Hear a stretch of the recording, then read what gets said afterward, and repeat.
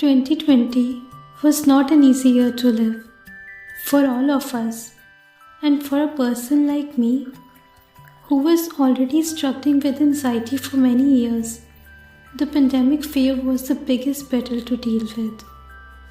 Not only 2020, I was living an unconscious life from the very beginning.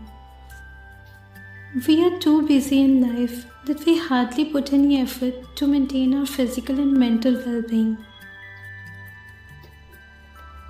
This year made me realize how self-destructive behaviors I had for my whole life.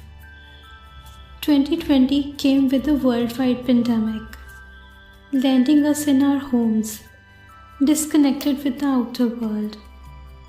Although I was never connected with the outside world, but it was the best time to go inside ourselves, to self-reflect. I experienced great mental trauma this year, but eventually ended up connected with God. I always thought I was a God-loving person, but during this time, I realized I never had full trust in God's leadership because I was always fearful of losing control over my life. But by the end of this year, I gave Him the complete control over me and my life. I never trusted Him completely, but He was there.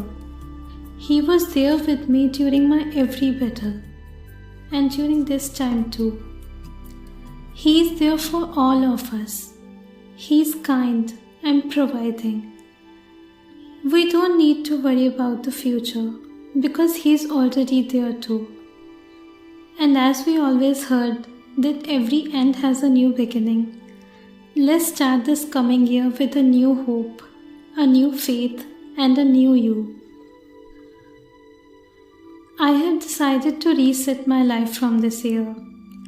I'm not taking any resolution or encouraging you to take any because they are always overwhelming and not doable at all. Rather, I have decided to incorporate some new ways to live more intentionally this year, to be present and to enjoy the process. I'm taking it very slow. I hope you will get some valuable ideas to fresh start this year. I always live life unconsciously. That's why now I know the importance of intentional living. Intentional living is all about being honest with yourself and do what you actually feel is good for you. I will dive deep in the intentional living and mindfulness this year and will be posting what I know about it and my experiences during the process. You can join me on this journey as well. We generally ignore ourselves in taking care of others and end up damaging ourselves completely. From this year, set some healthy boundaries for your mental peace and stability. I always struggle to set boundaries or handling emotions, but now I feel setting healthy boundaries is all about respecting yourself. If we can't respect our own time, then how can we expect others to? Boundaries are about what you value and what you want more in your life. Healthy boundaries help you respect yourself more.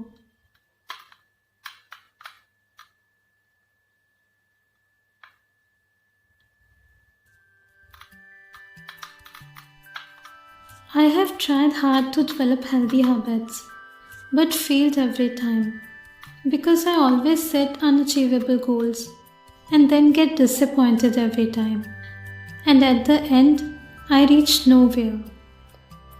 Developing healthy habits take time and effort, but we try to add so much in our routine at once, which leads to breakdown eventually. We should go on our own pace, understand our system and its adaptability. Start incorporating tiny valuable habits in your routine. So I encourage you to incorporate something reasonable in your routine each day, which can be easily done. like read 1 or 2 pages of a book, meditate for 5 minutes, stretch for 10 minutes, or drink 1 extra glass of water, and so on. Meditation gives you an opportunity to go on a vacation within yourself. Incorporating meditation in your morning routine can do wonders to your mind. Start small. 10 minutes of meditation a day is a great start. These 10 minutes in the morning can greatly improve the quality of your whole day. Space means our surroundings. For me, it's my home. Decluttering and organizing our space doesn't only create a better environment, but also clears out our mind. The problem with clutter is that it can affect our anxiety levels, our sleep, and ability to focus.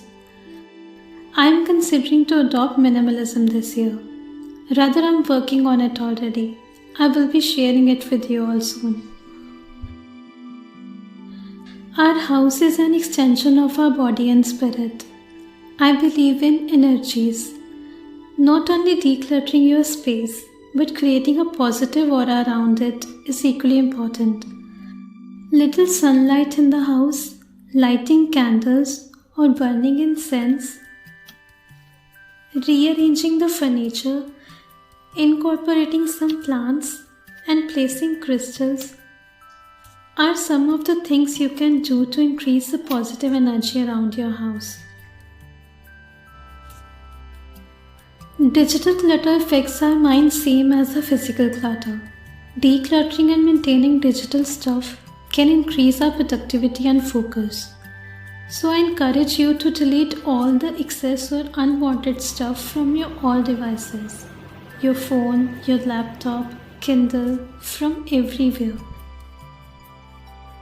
Learning something new feels so refreshing. The joy you get from creating something new is priceless.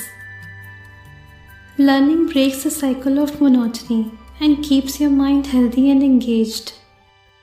I encourage you to learn a new skill this year, to add a new peaceful hobby this year.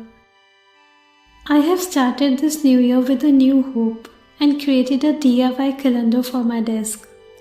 I love how it has turned out. That's it, guys. I hope I gave you some good ideas for 2021. I will keep sharing my journey with you, and I would love to hear your experiences during the process. Lots of love.